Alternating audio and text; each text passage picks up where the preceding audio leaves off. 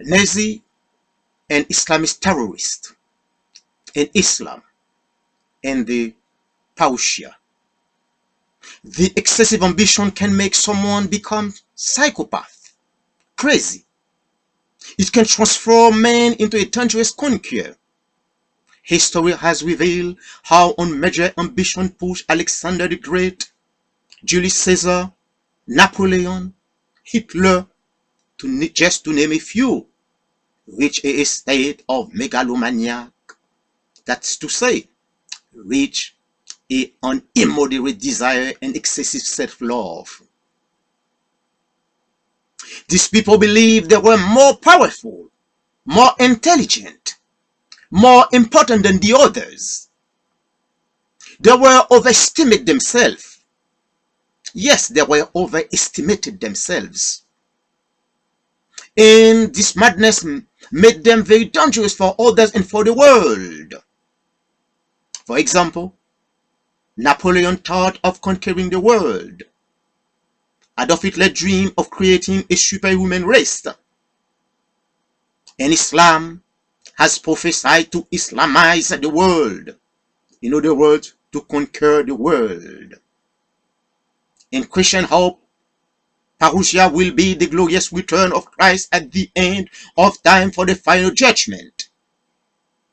Apocalypse 20 verse 7 and 8 says, when the 1,000 years are expired, Satan shall be loosed out of his prison, and it shall go out to deceive the nations which are in the four corners of the earth, Gog and Magog, to gather them to the war. And their number is like the followers of God. Satan used brutality, barbarism to establish his religion in the world. It is really megalomania. These Parisian fanatics are irrational. They are unable to determine the limit of the possible and the impossible. The world must not forget the megalomania. The psychopathic of Adolf Hitler had a spark, a boiler in Europe. He was burning more than 6 billion people. At present, the development of ISIS, the tyrannical megalomaniac Islamic terrorists, is a danger to the world.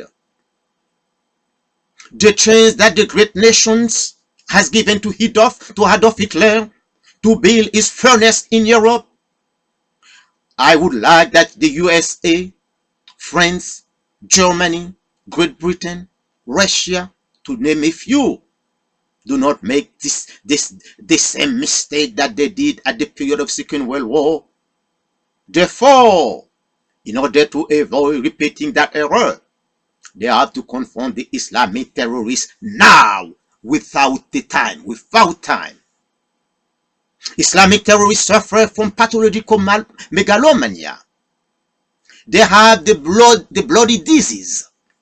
Islamic terrorist members were beheaded 21 Egyptian Christians in Libya just for the cause of Islam. Islamic terrorists suffer from killing spree. They commit an exorbitant, detestable sacrilege by beheading 21 Christian Egyptians who went in Libya to improve their life, to help themselves and their families. Islamic terrorists want to identify themselves by inducing terror, practicing savagery, barbarism, transforming the world into a butchery. This strategy will not help Islam to realize its dream of conquering the world. It destroys Islam as a religion.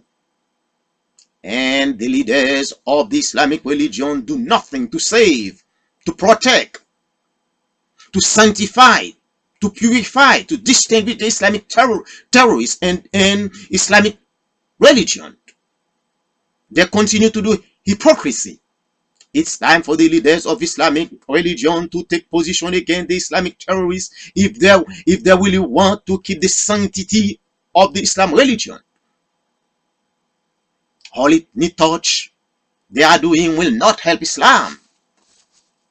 The Nazis were racism of blood, and Islam is the racism of religion. Adolf Hitler massacred thousands of people because of their race. Islam terrorists have been beheaded, immolate a lot of people because of their religion. Because they are not from the Islamic religion. Because they are not support the Sharia. Because they are not support the Quran. Islamic religion make themselves think they are the absolute master of the life of humans. They want to create a society of human barbarity. The decapitation of 21 Christians, the immolation of Christians in Iraq is a human barbarity. The extension of the crime by Islamic extremists could cause more trouble, more atrocities, more nightmare, more brutality than Nazis and the institution of slavery had perpetrated in the world. If we want to fight against the enemy, it must be identified. The name of the enemy must be identified. We don't need to be afraid to mention the name of the enemy. A lot of people did. I repeat that again. Do not be afraid to mention the name of the enemy. The world has a common enemy, and that enemy is visible. This policy of hypocrisy, secretiveness will encourage Islamic terrorists continue to sacrifice, to behead Christians, the innocent, who will not accept their demands. The world faces a real race that will continue to grow in the future. The plot of Islamic terrorists to Islamize the world is real. No one cannot deny it. This is a true global conspiracy. Islamic terrorists launch an alarm signal in the world.